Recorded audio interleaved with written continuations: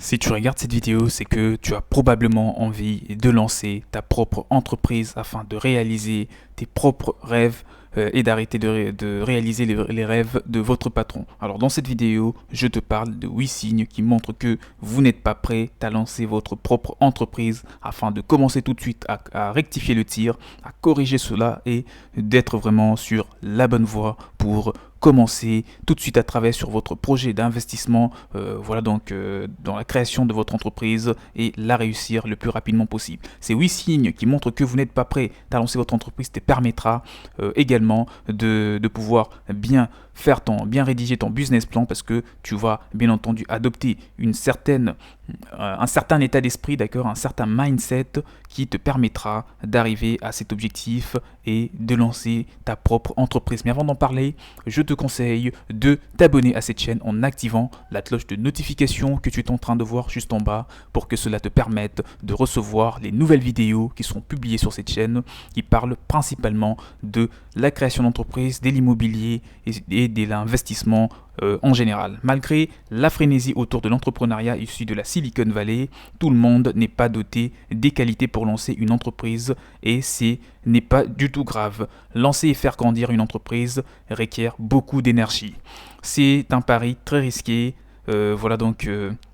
Et c'est important de le connaître avant de se lancer dans l'aventure. Il n'y a aucune honte si si vous vous sentez mieux en tant qu'employé. Tout le monde ne possède pas cet esprit entrepreneurial. Si ça vous arrange d'être salarié, moi en tout cas, je ne peux pas vous dire autrement. Mais si en revanche, vous voulez entreprendre, vous voulez lancer votre entreprise, vous êtes au bon endroit parce que cette vidéo te permettra de détecter en toi les choses qui prouvent que tu n'es peut-être pas prêt en totalité de vouloir te lancer dans l'entrepreneuriat et que tu puisses corriger cela rapidement et que tu sois motivé vraiment au complet pour te lancer. Même si vous développez certaines caractéristiques entrepreneuriales, votre entreprise va avoir besoin d'être quelque chose que vous ne pouvez pas en faire. Que vous ne pouvez pas faire, je veux dire. De l'apparence pour le risque à la gestion de ses finances personnelles. Il est important de savoir que les 8 signes qui, selon moi personnellement, montrent que vous devriez garder votre emploi, en tout cas pour le moment. Bon, ce n'est pas vraiment pour que tu puisses garder ton emploi ou que tu ne puisses pas lancer ton entreprise, mais c'est encore une fois pour que tu puisses rectifier le tir pendant qu'il est encore possible. Le premier signe, vous avez un faible appétit pour les risques. Il faut savoir prendre les risques. Il y a pas mal de gens que je connais, en tout cas qui ont quitté leur boulot, d'accord, et pourtant ils n'avaient encore aucun résultat avec leurs entreprises, mais au bout de 3, 4, 5, 6 mois avec de la motivation, parce que déjà c'est un risque de quitter son emploi alors que tu n'as encore rien lancé, mais ils ont travaillé, au bout de 6 mois ils gagnaient 3, 4, 5 fois plus que leur petit salaire, et il ne faut pas oublier, ils gagnent cet argent en travaillant peut-être la moitié de la journée et le reste ils profitent vraiment en faisant des choses qu'ils ne pouvaient pas faire dans le salariat. Alors, le premier signe, vous avez un faible appétit pour le risque, c'est la dure réalité de la création d'entreprise. Environ 70% des startups n'existent plus après 10 ans, selon une statistique faite. Mais si votre produit ou votre service est génial, vous pourrez vous heurter à un tas de difficultés comme par exemple manquer des ressources ou encore voir votre activité s'essouffler. Afin d'affronter ce risque, chaque entrepreneur doit se fixer un échéancier afin d'anticiper le moment où l'entreprise sera bien sûr à même de faire du profit et payer un salaire à son fondateur. Cet échéancier devra être lié à leur propre bien-être financier, comme dit un certain connaisseur.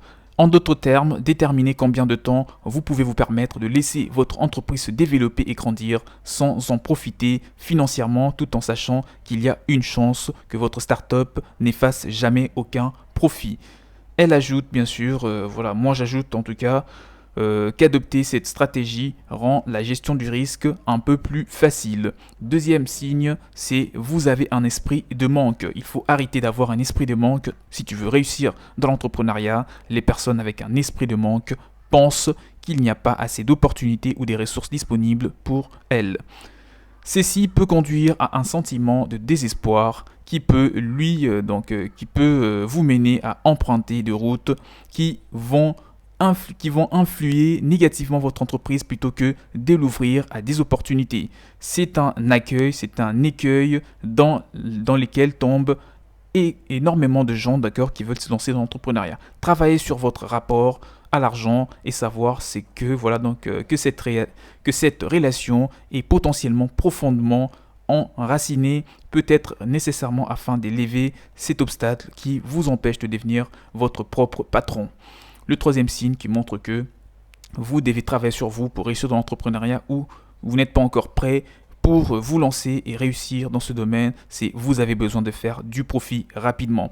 Tous ceux qui lancent leurs entreprises et qui réussissent ne sont pas toujours prêts à gagner de l'argent très rapidement. Parfois, il y a tout un tas de sacrifices à faire, mais que voilà, au bout de 4, 5, 6 mois, 1 an, 2 ans, ils commencent à gagner tellement d'argent qu'ils se disent qu'ils oublient tous les sacrifices qu'ils ont faits. Et ça arrive.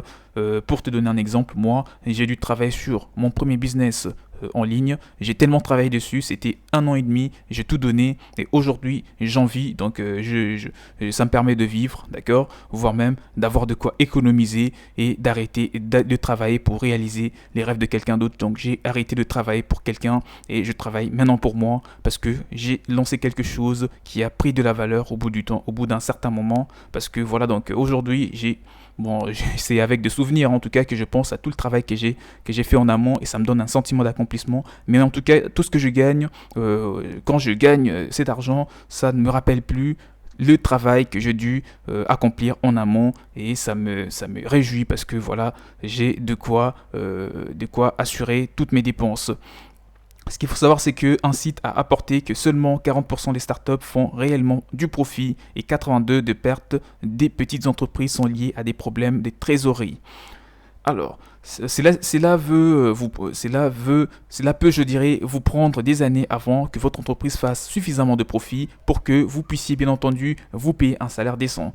Si vous essayez de faire rentrer de l'argent rapidement, vous allez mettre énormément de pression sur l'entreprise et cela ne lui permettra pas de grossir de la meilleure manière. Si ça ne vous dérange pas, si vous êtes quelqu'un de motivé, vous avez la pêche à fond, vous êtes prêt à travailler énormément d'arrache-pied pour que vous puissiez gagner énormément de temps pour à la rentabilisation de votre entreprise, c'est vous qui voyez. Si ça ne vous dérange pas de vous réveiller à 6 heures du matin, à commencer à travailler sur votre entreprise pour vous coucher à minuit, c'est tant mieux. Comme ça, vous allez mettre bien moins de temps pour avoir des premiers résultats que d'autres personnes. Mais en tout cas, si c'est pour le faire et s'arrêter très rapidement, moi je te dis que ça ne sera pas bénéfique parce que tu vas te mettre trop de pression et tu vas lâcher prise pour ne plus reprendre. Le quatrième signe, vous avez du mal avec le chiffre. Un entrepreneur, un investisseur, quelqu'un qui veut réussir, ne doit jamais avoir du mal avec le chiffre. Il est crucial pour un entrepreneur surtout de prendre les finances de son entreprise bien au sérieux. Si vous ne gardez pas un œil sur vos dépenses, vous pourriez ne plus savoir comment ajuster votre plan en vous basant sur votre performance actuelle et non pas sur votre performance prévue. Lorsque vous ne travaillez pas sur votre situation financière en particulier, cela peut vous inciter à prendre des décisions portées sur vos émotions plutôt que sur la raison. Et cela pourrait mener à la catastrophe de votre entreprise en cours de croissance. Le cinquième signe qui prouve que vous n'êtes pas du tout sur la voie de réussir ou si vous n'êtes pas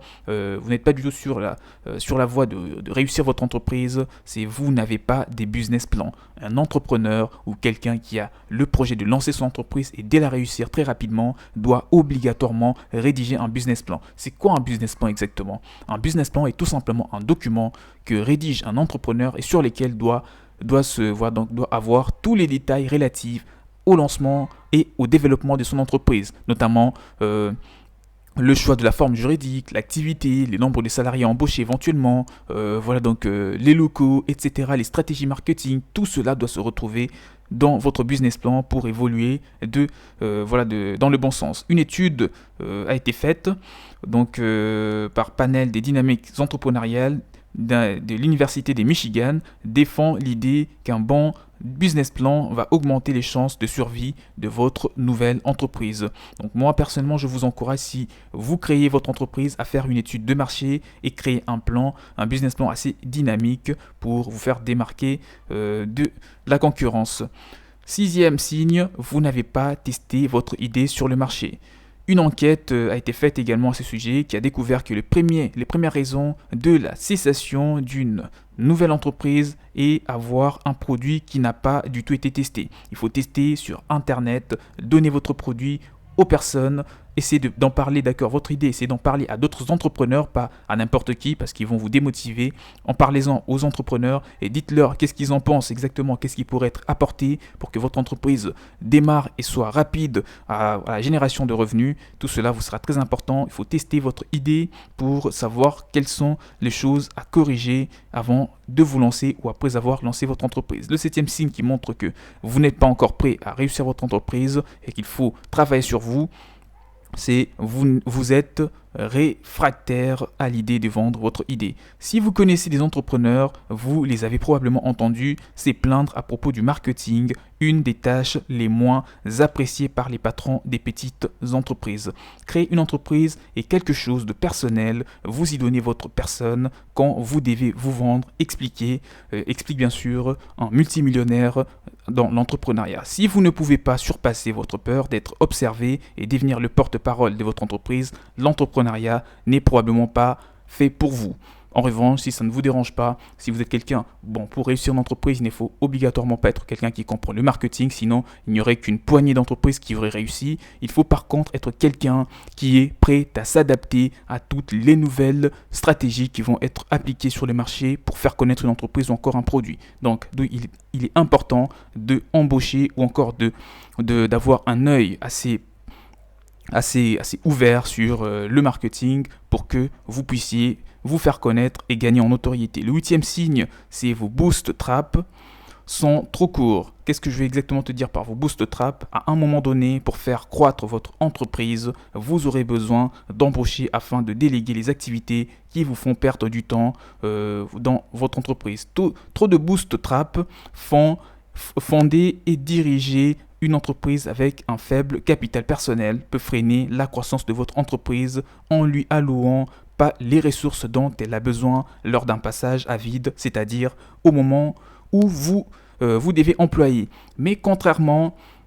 Mais je dirais contracter un prêt d'entreprise pourrait vous rendre susceptible d'avoir des dettes que vous devrez payer pendant des années si votre entreprise échoue. Donc il est important de ne pas au départ, il ne faudrait pas commencer une entreprise en commençant tout de suite par embaucher 25 personnes alors que votre fonds de lancement ne vous le permet pas ou encore vous n'avez suffisamment pas mis en place toutes les activités pour pouvoir les déléguer. Faites-le progressivement. Dès lors que vous avez des résultats, commencez à déléguer. Il ne faut pas trop aller vite en besogne. Donc là, c'était les 8 signes qui prouvent que vous n'êtes pas encore prêt pour réussir ou vous lancer dans l'entrepreneuriat. Maintenant, j'espère que tu vas rectifier le tir et vraiment essayer de te baser sur ce point-là, de corriger tout ce point pour que tu puisses être prêt à lancer et à réussir ton entreprise, ou encore si tu l'as déjà lancé, que tu puisses être prêt à rectifier le tir et à aller vers la bonne direction. Si tu as besoin d'un livre, d'un support, d'une formation, de quelque chose qui te permettra d'apprendre des conseils qui sont absolument connus du grand public pour réussir son entreprise, tu peux m'écrire, mon mail est dans la description de la vidéo afin d'en parler. Et si tu as besoin également d'un coaching pour lancer une entreprise en France, en Afrique, aux États-Unis, au Canada, en Asie ou partout dans le monde, partout en Europe, tu peux me contacter également. Nous avons des contacts de partout pour vous assister dans toutes les procédures relatives à la création de votre nouvelle structure, de votre nouvelle entreprise. Et voilà, donc il vous reste à vous abonner si cela n'a pas encore été fait en activant la cloche de notification que vous voyez juste en bas pour ne rien rater sur les prochaines vidéos qui seront publiées à forte connaissance, à forte valeur ajoutée, telles que celle-ci. Portez-vous bien, on se dit à la prochaine. Prenez bien soin de vous. Ciao, ciao.